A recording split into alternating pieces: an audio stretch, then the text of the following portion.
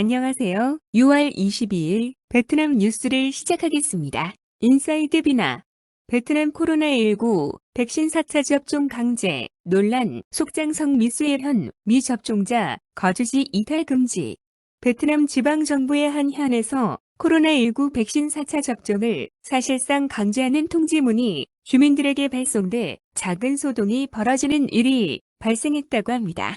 남부 속장성 미수혜현 현 주민들은 21일 코로나19 백신 사회 접종을 받지 않은 경우 거주지를 떠나거나 관공서 출입을 할 수 없고 공공활동에도 참여할 수 없다는 통지문을 받았다고 전했습니다. 통지문이 논란을 빚자 인민위원회는 곧바로 해당 내용을 처리하고 이달 말까지 접종 완료 협조를 당부하는 통지문을 재발송했다고 합니다.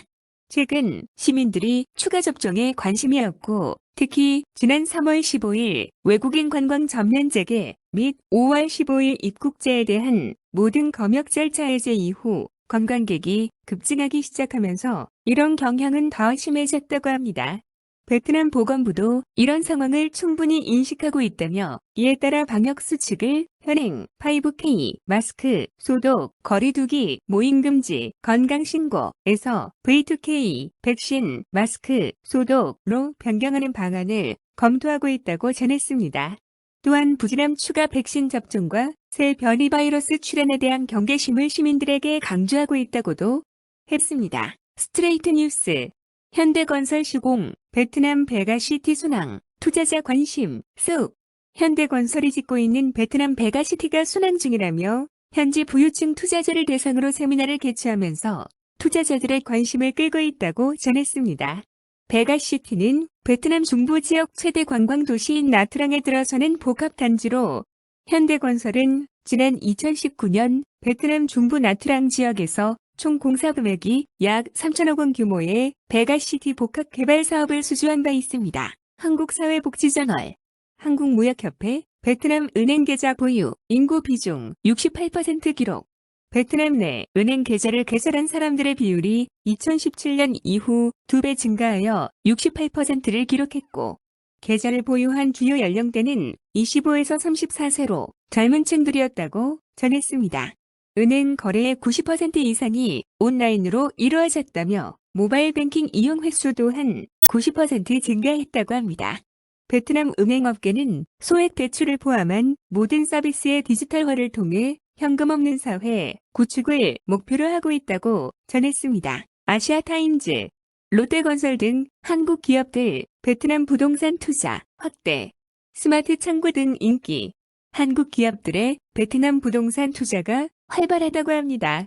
롯데건설은 베트남 호찌민시 뚝디엠에 9억 달러 한화 약 1조 원을 들여 롯데 고스마트 시티 건설을 추진하고 YSL 그룹은 베트남 북부 빈폭성에 산업단지를 조성한다고 했습니다. 한국 투자자들은 냉동고, 스마트 창고 등 베트남 물류 부동산 투자에 관심이 높은데 지난해 12월 말 기준 전체 투자에서 한국 투자 비중은 13%에 이르렀습니다.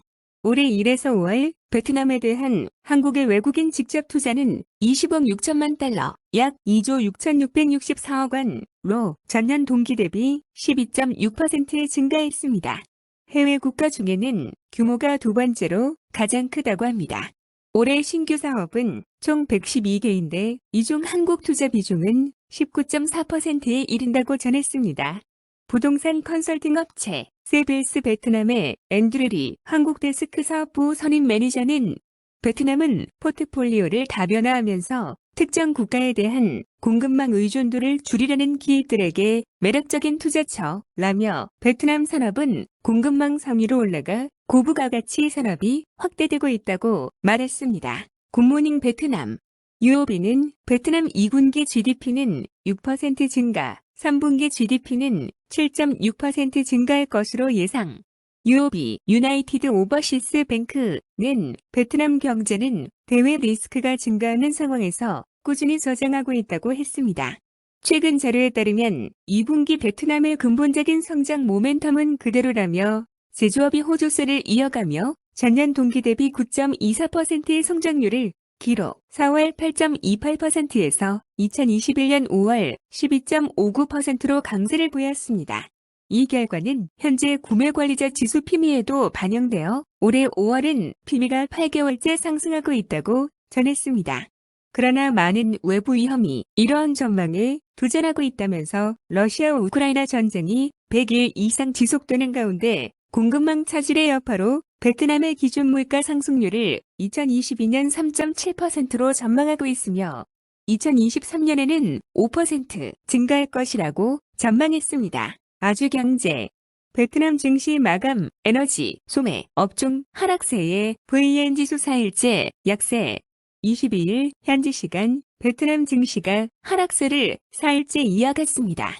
이날 호찌민 거래소에서 VN 지수는 전거래일 대비 3.2포인트 0.27% 내린 1169.27로 거래를 마쳤습니다. 이날 호찌민 거래소의 거래액은 전날보다 2조 4,550억 동, 약 10% 적은 13조 3,140억 동, 약 7,469억 1,540만 원으로 집계됐습니다. 호찌민 거래소는 상장 주식 중 295개 종목은 올랐고 181개 종목은 하락했습니다. 한편 하노이증권거래소의 HNX 지수는 4.77포인트 1.8% 오른 269.39로 장을 마쳤습니다. 이상 베트남 뉴스를 마치겠습니다. 감사합니다.